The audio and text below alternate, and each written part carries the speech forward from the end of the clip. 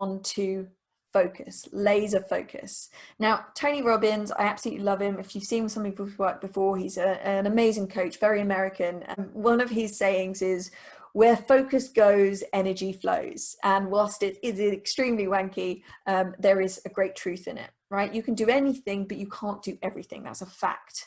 When you learn how to focus your energy on the most important things, one at a time, well, at one time, amazing things happen. It might not be that you're working on things one at a time, but when you focus your energy on what is most important, amazing things can happen, right? You get insights that weren't available to you before. You run into people, you seem to magically appear in your path, and you overhear conversations or stumble on resources that kind of propel you forward. That's the power of focusing in on what we want. Now, the fact is, everyone has the same amount of time in their day, right? But why do some people seem to achieve so much? And for many of us, it's a struggle. And it's this laser focus that ensures they are saying yes and saying no to the right things, because they've spent time zoning in on what is most important. And they're not dispersing their energy across a million different things. And as a result, not necessarily doing a great job at any of those things. Multitasking is a myth. So what I want you to do is review what you've written down and choose your pick out your top 4 1-year focus areas. Okay, so these are things that you wanted to achieve in sort of this 1-year time frame. But now we're going to go through a process to create an effective goal. The way a goal is framed matters a lot. Language creates meaning, right? It has power.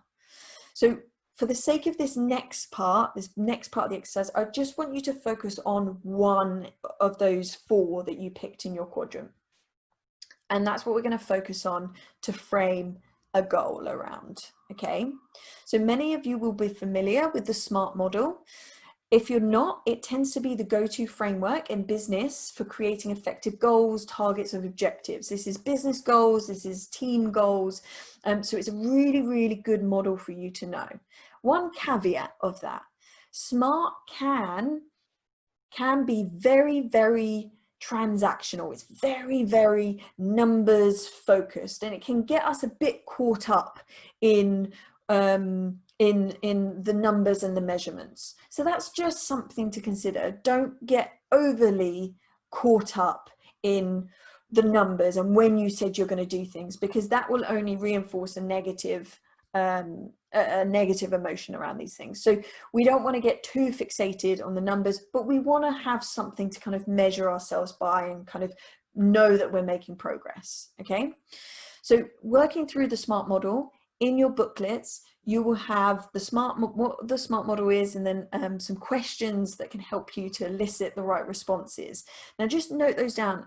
Here you can see in the slides, it's not pages and pages, right? Just a few words or a phrase to indicate and to showcase what the specifics around your goal, right? To get a bit more specific about what you need to do. So the first one is specific, right? The more detailed you can be, the better. What is it exactly that you want to achieve?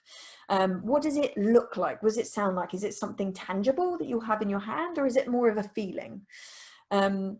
Measurable. How will you know once you've achieved it? Right? What will be going on around you? Will it be things that people are saying, or will it be you will have something in your hand, or will it just be a feeling that you get? How will you measure that you've achieved it? Attainable, right? Let's make sure that it's something that isn't gonna frustrate or dishearten you, right? Let's be realistic in terms of the time frame that you're giving yourself. Okay, you know, if I wanted to be an astronaut in 6 months, it's probably not likely, right? It's not attainable. So just consider that. Relevant. Why do you want this? Is it, who are you doing it for, right? Make sure it's relevant for you.